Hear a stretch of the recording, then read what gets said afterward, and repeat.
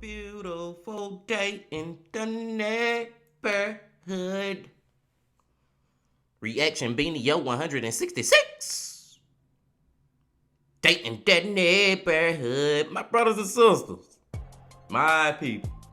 Hey man, hope y'all having a great Saturday out there, man. And hey, I appreciate y'all and thank y'all for coming back to the channel as always. And on this great Saturday, we got a great video to get into.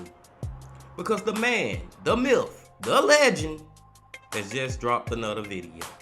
And y'all know who it is. MrBallen.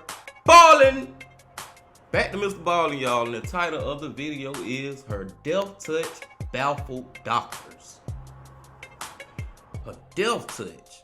So was she just touching people, you know what I'm saying? You know, physically just putting her hands on them or whatever, then they just falling out and dying or something? I don't know. We finna see, man. But before we see, y'all know what y'all got to do. Get whatever you might need. Get what you need, man. We back to MrBallen. Once again, baby. Y'all got what y'all need. Y'all ready to go? Then let's fucking go. In 1994, a 31-year-old mother was rushed into an emergency room in California with a severely elevated heart rate, her blood pressure was very low, and she was struggling to breathe. As soon as she arrived, the doctors and nurses in this ER, who were very accustomed to getting patients like her, got right to work. And as they're treating her, one of the doctors noticed something very strange about the patient. But before this doctor could tell the other nurses and doctors about this anomaly, there was this loud thud inside of the trauma room they were inside of. And then before long, there was another thud, and then someone started screaming, and then minutes later, the entire hospital would be evacuated. But before we get into that story, if you're a fan of the strange, dark, and mysterious delivered in story format, then you've come to the right place because that's all we do, and we upload once a week. So, if that's of interest to you, please sneak in to the like button's house and set all of their clocks back 1 hour. Also, please subscribe to our channel and turn on all notifications so you don't miss any of our weekly uploads. Okay, let's get into today's story.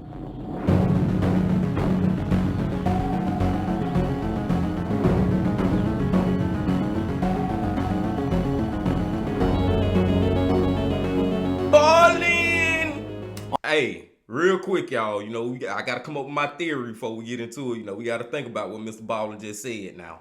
You know, we be trying to figure this shit out. Okay, this is what I think happened before we even get into the story. I'm trying to call it from the beginning.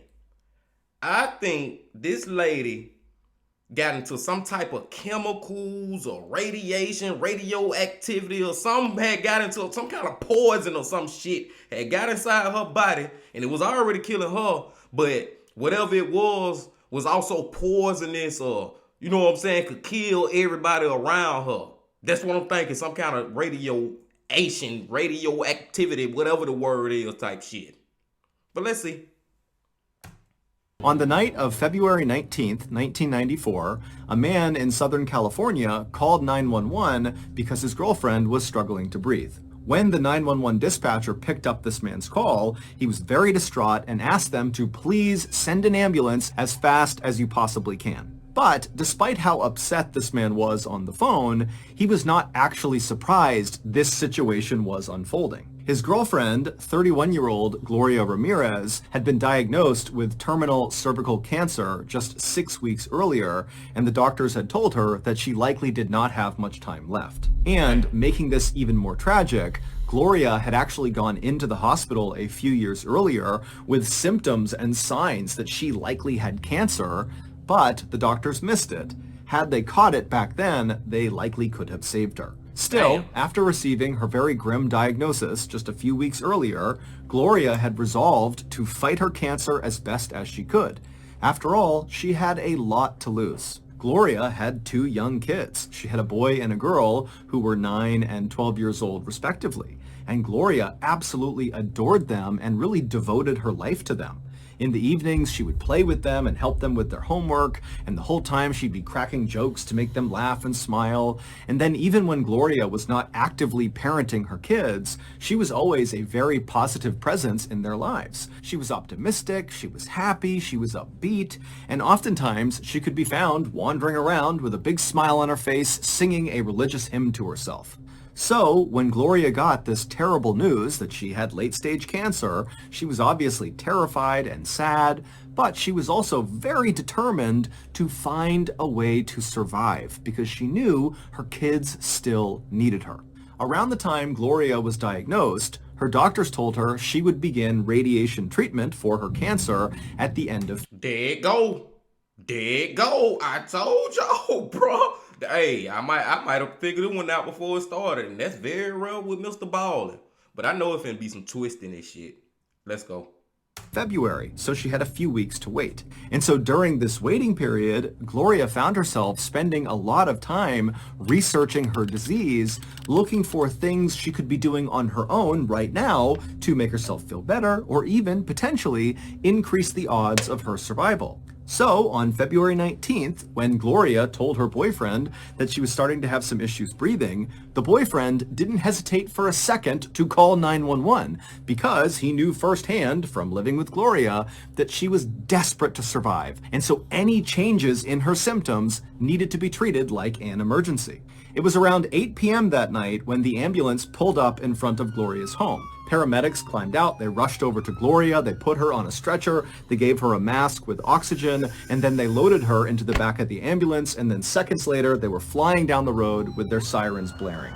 While they sped toward the hospital in Riverside, which is a city about an hour east of Los Angeles, one of the paramedics on board the ambulance called ahead to the Riverside Hospital emergency room to talk to one of the doctors. And the doctor who answered was a 33-year-old woman named Dr. Julie Gorchinsky. And she loved her job. She loved the thrill and excitement and challenge of working in a big city emergency room.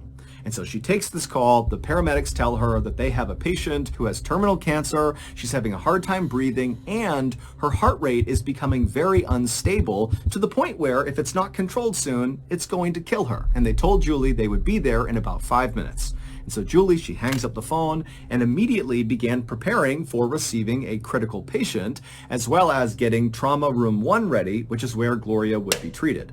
Now, as bad as this situation was for Gloria, for Julie and the other nurses and doctors in this emergency room, this was kind of business as usual. They were used to receiving patients that were in very rough shape. And so as Julie and the rest of her medical team waited for this ambulance to arrive, none of them were worried that they wouldn't be able to handle this patient.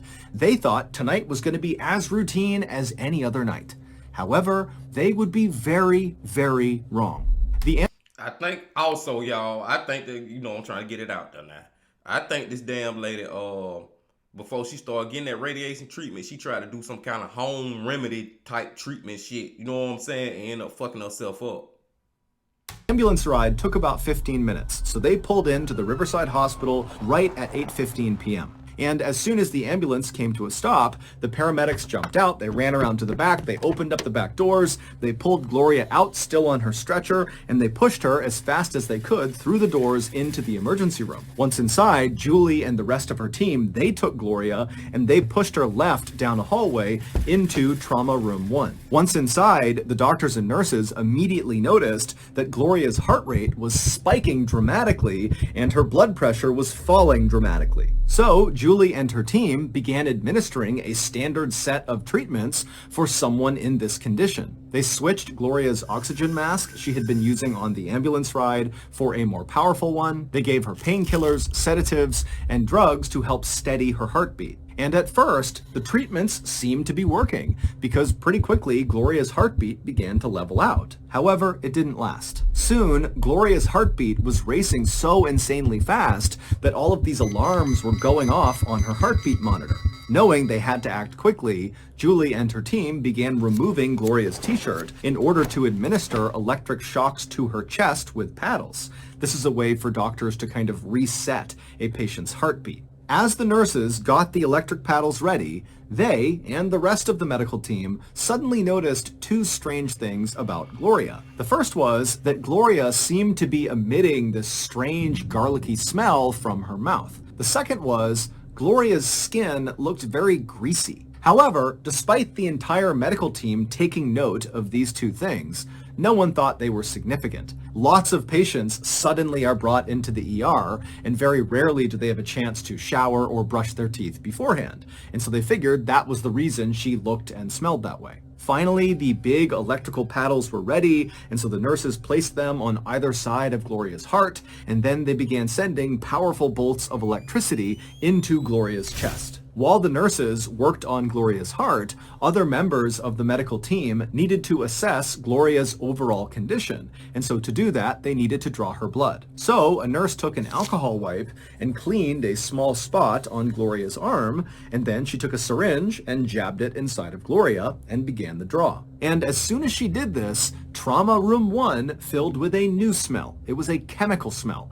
And Julie immediately noticed it, and she looked over at the nurse doing the blood draw, and she said, "I think it smells like ammonia in here." And the nurse, who was doing the blood draw, kind of scrunched her face up in disgust and nodded in agreement. The nurse finished the blood draw and then handed the blood vial to Julie. And as Julie was taking this blood vial from the nurse, she noticed the nurse looked suddenly very confused and very disoriented. Her eyes were kind of flickering and she was staring straight ahead like she didn't know where she was. And so Julie, she sees this in the nurse, and then she glances down at this blood vial in her own hand now, and she sees something she's never seen before. The blood inside this vial, Gloria's blood, was full of these small white crystals. But before Julie could tell anybody else in the room about these strange crystals in the patient's blood, the nurse who had done the blood draw went from being dazed and confused to collapsing on the ground. Luckily, another doctor had seen the nurse starting to collapse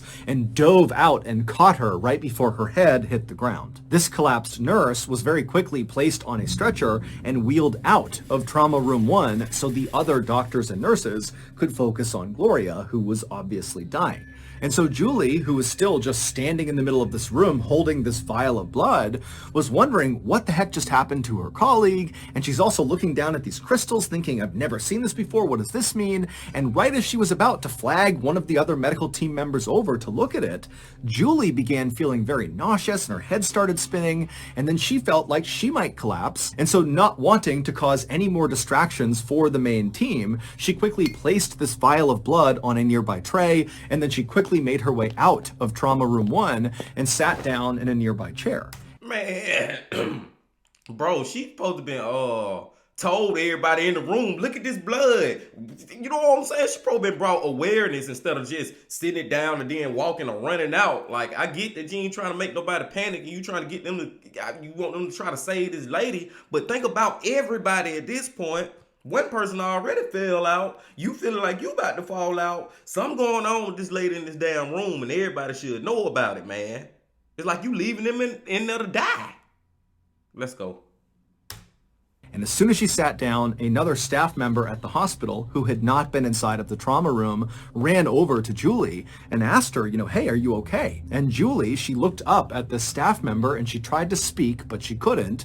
And then her eyes rolled back into her skull and she slumped forward and fell to the ground. And at the same moment that Julie was collapsing outside of Trauma Room 1, inside of the trauma room, there was another thud as another nurse collapsed, and then another, and then another. And before long, screams were coming out of Trauma Room 1 as people inside who had not collapsed yet are looking around, seeing their colleagues just dropping like flies for no reason. And so pretty quickly, the call came out over the hospital intercom to evacuate the hospital. The only people that would stay back would be a skeleton crew of doctors and nurses and Gloria, because they felt like moving Gloria outside right now would likely kill her. We need to save her right now. Outside the hospital, the parking lot very quickly filled up with doctors and nurses and other sick people on stretchers. People were screaming and crying, sirens were blaring, and the medical staff that was still healthy was running all over the place looking for supplies to help treat their coworkers. Meanwhile, back inside of Trauma Room 1, things for Gloria only seemed to be getting worse. The 4 doctors and nurses who had stayed back continued to administer more drugs, more shocks to her chest, more oxygen, but no matter what they did, her blood pressure continued to fall and her heartbeat became fainter and fainter and fainter. Finally, at 8:50 p.m., roughly 35 minutes after Gloria had first been wheeled into the emergency room, she died. In that 35-minute window, 23 of Riverside Hospital staff had either collapsed or become very sick and then collapsed, and many of them had to be hospitalized. But the most affected person by far was Julie. She was in such bad shape by the time she made it out to the parking lot that she was actually put on an ambulance from her hospital and driven to another hospital where she was admitted to their intensive care unit. And there, a nurse drew her blood, and in it were little white crystals just like in Gloria's blood. At 11 p.m. on the same night all this craziness happened, a hazardous materials team dressed in full hazmat suits entered the Riverside Hospital to look for a chemical leak, because that was the running theory that some sort of leak had happened in the hospital, it had made its way into Trauma Room 1, and that's what had caused everyone to collapse and get sick. But despite an extensive search, the hazmat team did not find any leaks. Stumped, authorities decided to just be extra careful around this hospital and around Gloria's body until they figured out what had happened, because the fear was there was some sort of unknown or hidden toxin either in this building or on or in Gloria's body. 6 days after the incident, inside of a special airtight room while wearing full body protective suits, doctors performed an autopsy on Gloria. And they discovered there was absolutely nothing toxic inside of her. In fact, the autopsy only revealed that Gloria had died of natural causes. Her cancer had caused her heart and her kidneys to fail. Oh, hell no. Hold up, y'all. I just knew I had this one right, man. I just knew I had this one. What? She ain't have shit in her? Now I'm just all the way lost.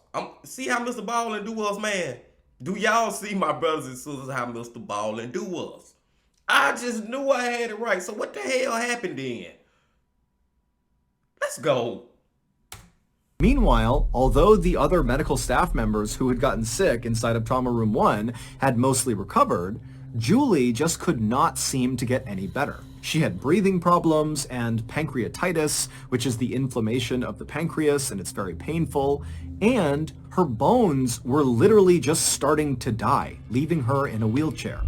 Gloria's family blamed Riverside Hospital for Gloria's death, insisting that these toxic fumes that must have been present inside of Trauma Room 1 came from the hospital, and those fumes are responsible for what happened to the staff, and they are responsible for killing Gloria. And in fact, 3 times in the 3 years leading up to Gloria's death, Riverside Hospital had had some issues with hazardous materials making their way into the hospital. There was sewer gas that came in from a drain. There was a toxic gas that was created from a sterilizer that made 2 people in the hospital sick, and some of the hospital's water was found to have algae in it. But the hospital said they checked their hospital, there was no leak, we did not cause whatever toxic fumes were inside of Trauma Room 1, and so we are not responsible for what happened to our staff or what happened to Gloria. Riverside Hospital would be searched again and again for some sort of leak. Also, Gloria's home would be searched for toxic gases, and Gloria would be autopsied 2 additional times. But no one could find anything toxic anywhere. So eventually, California's Department of Human and Health Services came forward and said they had the answer to what had happened inside of Trauma Room 1. They said it was mass sociogenic illness. Mass sociogenic illness is when a group of people all believe they have the same illness, even though there's nothing wrong with any of them. It's caused by fear and anxiety. Basically, the state of California was saying that Julie and the other 22 staff members who had gotten sick and collapsed had just pretended. They were making it up. As for Gloria, they said she just died from her cancer. Now, of course, this explanation made a lot of people unhappy, like Gloria's family, and of course Julie, whose medical problems were very well documented. She couldn't walk anymore because her bones were literally dying. That's what I was gonna say, man. What about Julie, bro? Like, she is evident that wasn't no, I ain't never heard of that type shit. Everybody just think they sick, like, you know what I'm saying? Everybody just making it up just because the other person falling out. Now I feel like I gotta fall out. I ain't never heard no shit like that. But even if that is true, please explain to me why the hell Julie in the hospital with her pancreas, what it said? He said it was swelling up and her bones breaking. She can't walk no more. So no, man, go on with that. But I still don't know, y'all, what the hell happening. I don't know how this shit happened. MrBallen got me, man. He got me again. And so Gloria's family and Julie said, you know what, we think the hospital is covering something up and we are going to sue. But before they did, an obscure lab located just outside of San Francisco, California, it was called the Forensic Science Center, was called in to do yet another investigation into what happened inside of Riverside Hospital. And what these scientists found would make history. Here is what they discovered. After Gloria was diagnosed with cancer, she began researching not only her disease, but also alternative treatments that she could do on her own before she began her radiation treatment at the end of February. And according to the scientists of Forensic Science Center, Gloria must have begun using a well-known controversial home remedy to help with her pain. It was called dimethyl sulfoxide, or DMSO for short. In the 1960s, DMSO was prescribed to treat pain and anxiety, but as it became more popular, it was discovered that it could cause eye damage, and so the government said, you can't use this anymore. But even though DMSO was no longer available as a medicine, it was still being sold in gel form inside of hardware stores as a heavy-duty degreaser. And it was this type of DMSO, the gel form, that Gloria had begun rubbing all over her skin, head to toe. This was the reason when she arrived in the emergency room, her skin looked greasy because she was literally covered head to toe in this gel.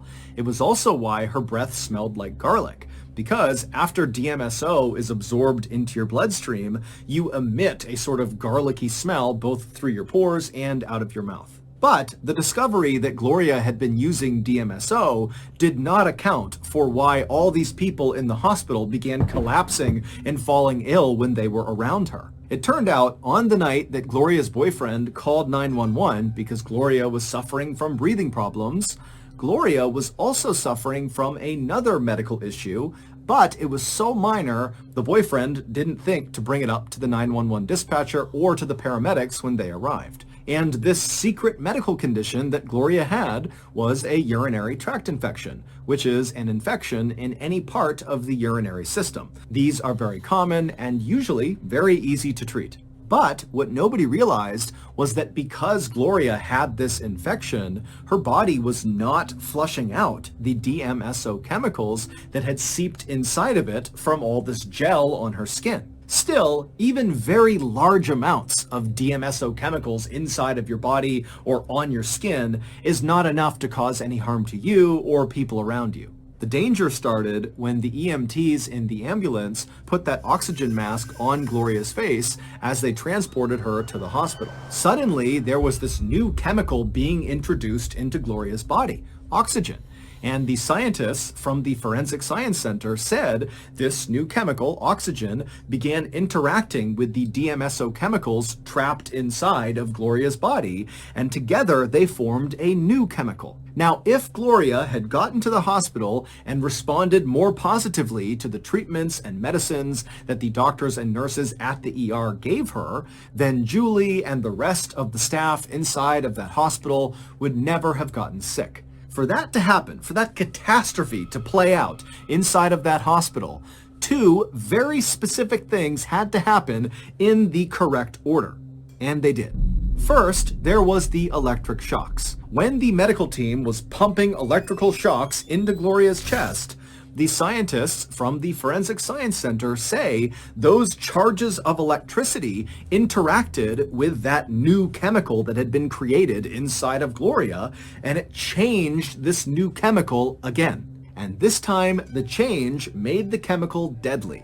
It became what's known as dimethyl sulfate, which was used as a chemical weapon in World War I. Once Gloria received those shocks to her chest, her body basically became a canister of nerve gas. And then one of the nurses drew Gloria's blood, which was the second event that ultimately set off the catastrophe.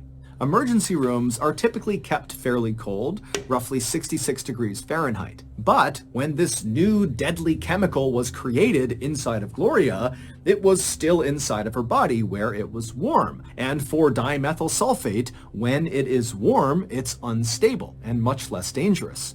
But when that nurse drew Gloria's blood, inside of the blood was the deadly chemical, and now it was no longer in Gloria, it was in this cool 66-degree room, and so it began to stabilize and started producing those little white crystals inside of the blood vial that Julie saw, and as it stabilized, it turned into a gas, and it filled the room, and the staff began to breathe it in. The scientists from the Forensic Science Center do not think that this mass poisoning event contributed to Gloria's death, meaning Gloria did really die from her cancer. Gloria's family has denied that Gloria ever used DMSO, and they still insist that the hospital was responsible for Gloria's death.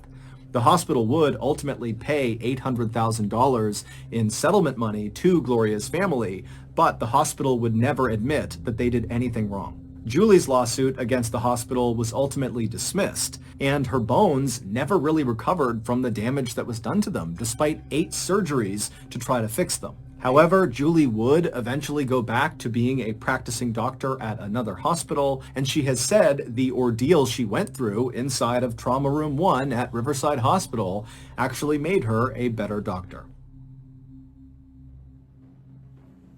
So that's going to do it. If you got something out of I'm just gonna remain silent, y'all. Man, god damn it. Damn. Okay, I guess I was halfway right.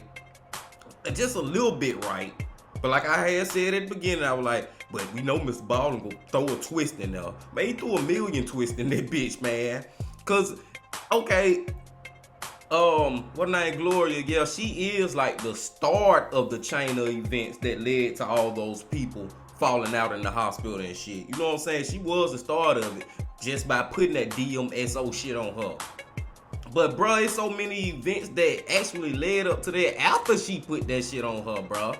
Like when she breathing in the mask, it created another chemical?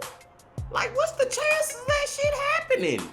And then drawing the blood created another chemical. And then if the hospital would have been warm on the inside, the damn shit wouldn't have stabilized in the air, so it can start to make everybody fall out. Like it was a lot of layers, a lot of shit that had to happen in order, like MrBallen said, for this shit to happen, man. God damn. MrBallen got me again, y'all. He got me. Fuck it.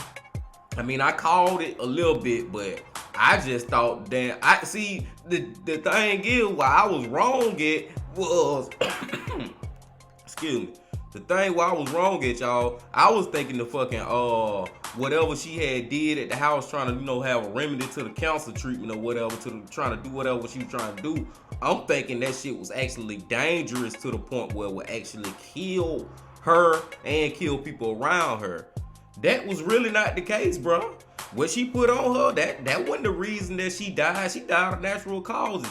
It's all the other shit that went into it, is all the events that happened after it. And that's the part I ain't see. Great video from MrBallen again. Long story short story long, man. Hey, man, goddamn, bro.